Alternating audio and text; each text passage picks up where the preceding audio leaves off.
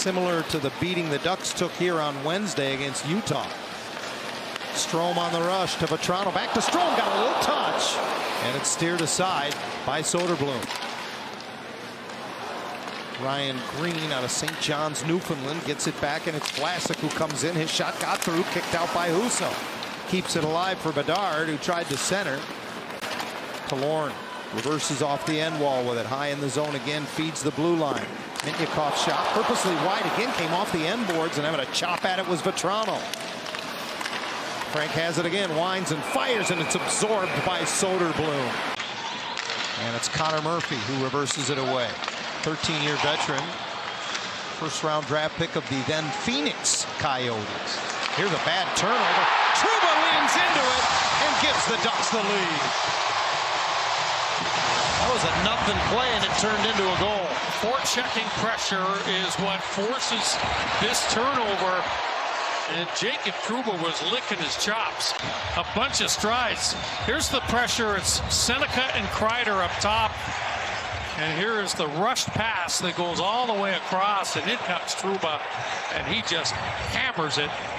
A 94-mile-per-hour blast. I was just going to say, you were talking about measuring mile per hours on shots from defensemen. Anaheim continues to get offense. He and Trouba have been playing together for all of 2 games. Trouba through the middle for Gauthier, who gets it across the line. McTavish just sweeps it on net. Lively rebound again to Trouba, who skates into it and says, little hook on Strome. Doesn't deter the Ducks as they continue on. Vetrano pushing it up the right boards. Comes loose at the side of the Chicago net. Killorn in front. Kick save. Oh, and a rebound right there for Vetrano. And we got a whistle for both Strome and Frank Vetrano. Yeah, it was a good job by Killorn to keep that puck alive. He gets it to Strome. The rebound for Vetrano. Soderblom does a good job. Watch that left leg pad getting across right there. A little kick save and a beauty. Nazar keeps this one in. Circles off the half wall. Snaps it all the way across. Got a man coming off the bench, and a stick save by Husso on Levshinov. Hawks regroup and turn it over. Now Killorn, a little touch. Strome goes wide to the corner. Bad angle shot. Blocker right between the circles by Soderblom. In comes Killorn. Ducks do a good job to keep possession. Lacombe, short little pass, opens some space. Strome looking for a tip right to the top of the blue, and Soderblom will freeze it down. Yeah, Killorn was there. Jackson looks up ice. He's got Granlund with him. Penalty coming up as he receives the slash. The trailer, Trouba, pass across. Great save, Soderblom. And it's Vetrano again, who somehow does not find the back of the net.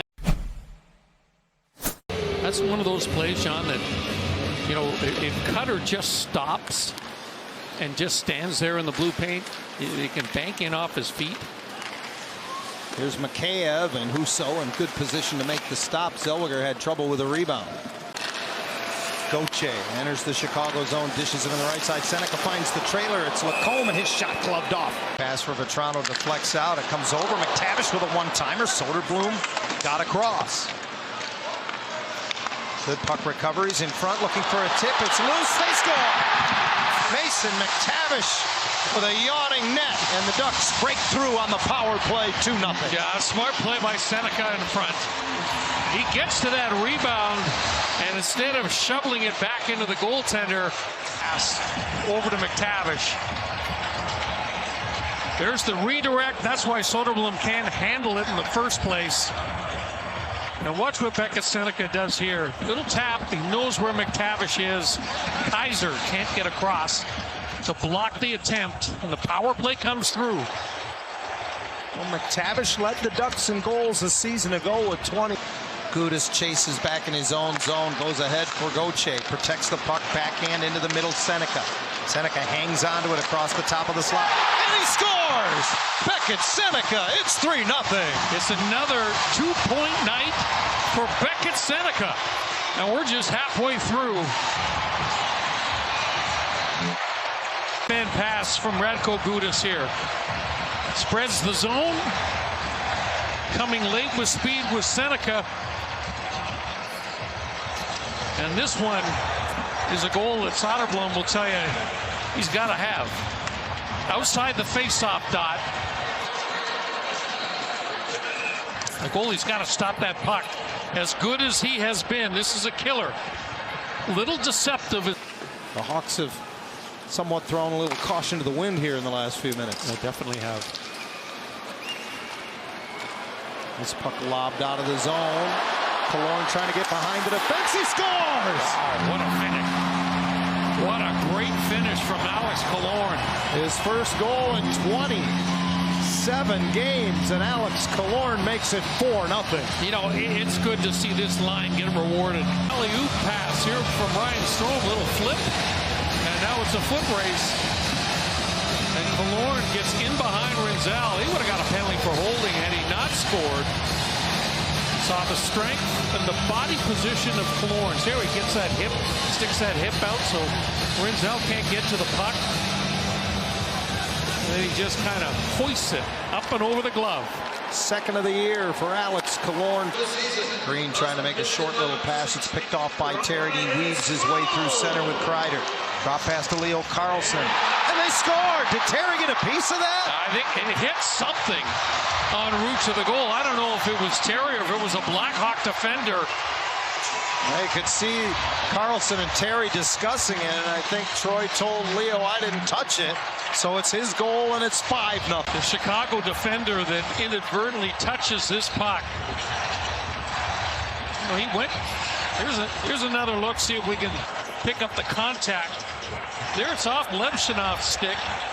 And the puck just kind of fools the goaltender. There, ramps up the stick. That thing was end over end. Good things happen. You throw pucks at the net.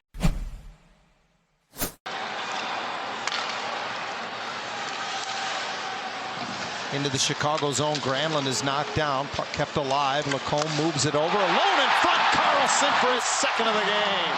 Great pass by Kreider. It is 6-0. The play's made by Terry on the boards. When he digs that puck off the boards and gets it into the middle, the Blackhawks were caught. And then some good puck movement. One draw by Granlund kicks it off. And a quick transition play here as the puck gets to the boards. And this play by Troy Terry. See 3 Hawks out high. Now they can't get back to the top of the goal crease in time. If the puck is moved quickly and the passes are crisp, you're never going to be able to match the speed of the puck if you're a defender scrambling to get back. Second of the game. Second power play of the night for the Hawks as they win the draw. Levshinov to Bedard, who moves it down low in front. Burakovsky redirects it. He says it's in, and now the referee says so as well. Kind of a similar play to the goal that the Ducks scored on their power play. Crease. And you can see, I don't know if he touches it with his stick or it goes off his skate. I think he got it with his. Billy Husso may have redirected this puck in himself, John. Watch this. Cross-ice pass. Yeah, that's a tough one. That goes off the heel of the goal stick and right between the wickets. So that's going to be Bedard's goal, which would be. It is Bertuzzi, I beg your pardon, not. Granlund trying to feed it back to the line. And the Hawks will start back. Jason Dickinson with it. Long shot handled by Husso, and he will hold on. Yep. This coming Tuesday will be 2 weeks since Lucas Dostal suffered his injury. And the Ducks get one at last for Frank Petrano. Yeah, you know what? Just watching his teammates surround him in the corner says all you need to know. They know how he's been pressing. They know that he's been snake bit. And that's a feel-good goal for Frank Petrano. Pass. Yeah, it was Zellweger who jumped in and looked over. And it's the third of the year for Petrano. And he adds to the scoring parade here tonight for the Ducks. Finally. 14 different Ducks on the score sheet tonight. The most in a game in almost 4 years, and redemption belongs to the Ducks as they win it going away over Chicago 7-1.